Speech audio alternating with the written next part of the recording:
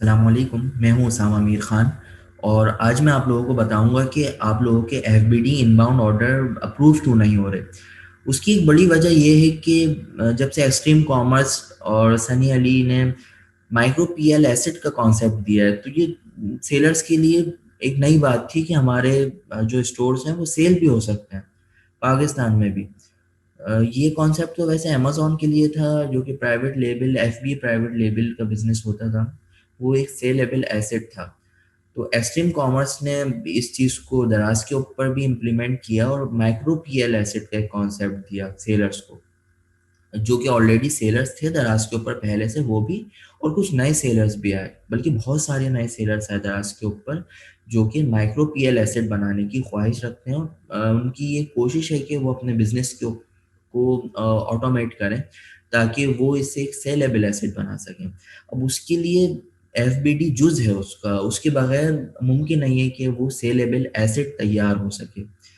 अच्छा, मैं थोड़ी-सी अब आपको थोड़ा-सा बैकग्राउंड बताऊँ कि दराज़ ने जब एफबीडी की सर्विसेज़ देना शुरू की थी, अपने सेलर्स को, तो उन्होंने बहुत सारी ऑफ़र्स दी सेलर को कि आप 30 दिन तक कोई आपको चार्ज नहीं होगा, प्लस जो पिक पैक शिप यानी कि शिपिंग लेबल वगैरह की जो कॉस्ट है और फ्लायर की जो कॉस्ट है, पैकेजिंग मटेरियल, वो सब हम करेंगे। आपको ₹1 नहीं देना उसका 30 दिन तक। फिर भी कुछ सेलर आए उसके अंदर और फिर भी नहीं राज़ी हो रहे थे बहुत ज़्यादा सेलर इसके लिए। अच्छा, दराज़ खुद भी ये चाहता है कि आप एफबीडी में रखवाएँ, क्योंकि उसका जो डिलीवरी का जो पूरा प्रोसेस है, वो जल्दी हो रहा है। कस्टमर के लिए इसमें आसानी है, कस्टमर को जल्दी प्रोडक्ट रिसीव हो रहा है, तो दराज़ का जो कस्टमर सर्विस है, वो बेहतर हो रही है।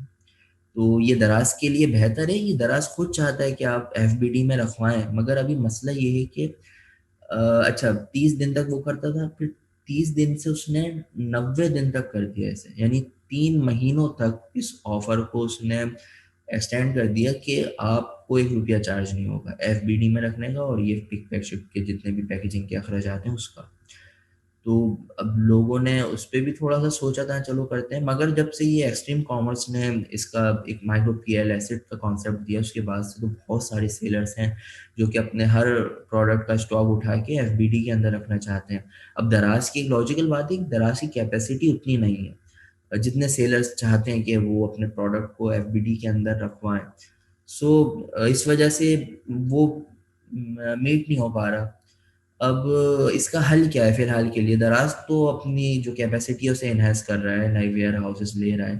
तो इंशाअल्लाह कुछ दिनों में वो नॉर्मल हो जाएगा थोड़ा, उतना मसला नहीं होगा जितना अभी हो रहा है। अभी तो तकरीबन 95% इनबाउंड ऑर्डर रिजेक्ट हो रहे हैं, अप्रूव नहीं हो रहे।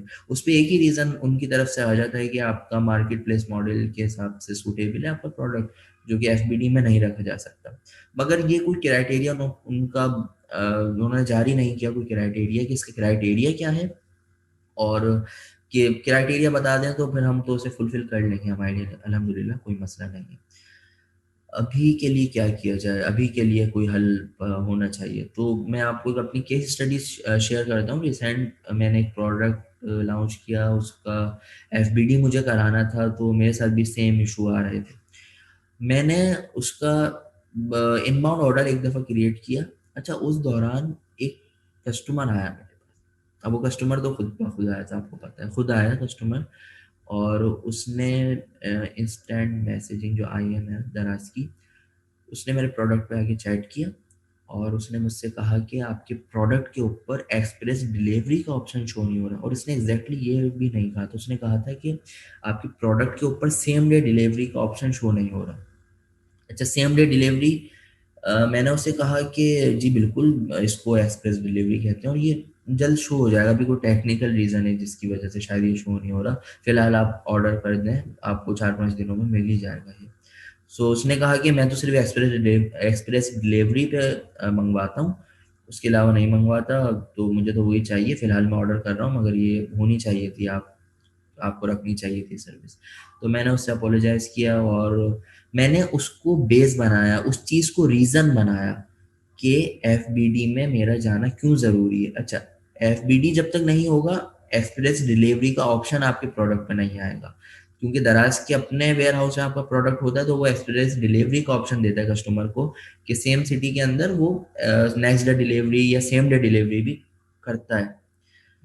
तो मैंने उसको बेस बनाया, पूरी चैट का मैंने स्क्रीनशॉट लिया और वो जो आईओ हम क्रिएट करते हैं, आईओ क्रिएट करने के बाद पहले हम एक्स फॉर्म फिल करते थे, फिर वो ऑप्शन खत्म हो गया था, फिर हम चैट में भी जाके कस्टमर उसकी सेलर सपोर्ट चैट में जाके अपना केस जनरेट करवाते थे।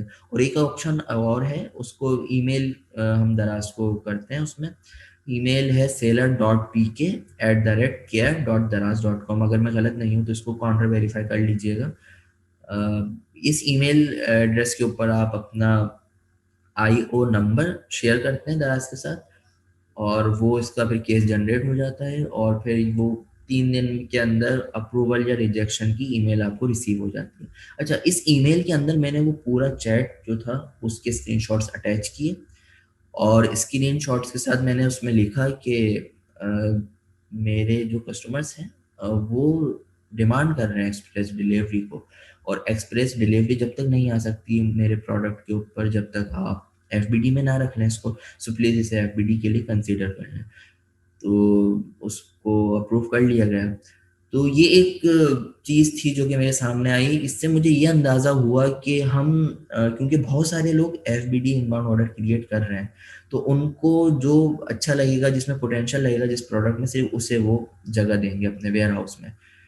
तो इसके लिए ये इशारा है आप लोगों के लिए, ये नहीं कि आप ये शुरू हो जाएं बस इसके ऊपर, ऐसा सब करने लगेंगे तो इसका भी कोई फायदा नहीं होगा एट द एंड, ये होना है। तो I think out of the box करें, कुछ ऐसी चीज ढूंढें आपके प्रोडक्ट के अंदर या आपके स्टोर के अंदर, क्या चीज ऐसी हो सकती है जो आप उसको दराज को दिखा सकते हैं कि ये भाई इसके लिए मुझे चाहिए, इस वजह से मुझे एफबीडी कराना है।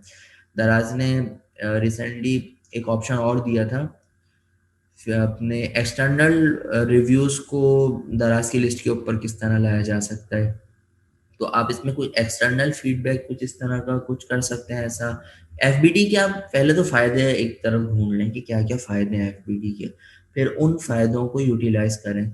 जो मैंने आपको एक आइडिया दिया है ये आप इससे खुद करेंगे, मैं कोई बताएगा नहीं आपको, ना इस तरह बता सकता है कोई। ये आपको खुद करना पड़ेगा और सबको मुख्तलिफ तरह से करना पड़ेगा जब आपको कोई फ़ायदा होगा। इस वीडियो को बनाने का मकसद यही था, आप बोलेंगे कि अगर नहीं कर सकते तो बनाइए क्यों, तो इशारा देने के लिए बनाइए कि सिंपल सिर्फ आईओ क्रिएट करके ईमेल भेजने से या चैट में केस जनरेट करवाने से मुमकिन नहीं है कि आपका आईओ आसानी से अप्रूव हो जाए। उसके लिए आपको थोड़ा अलग से कुछ एफर्ट करनी पड़ेगी। सो ये थी ट्रिक एक। अपना ख्याल रखिएगा।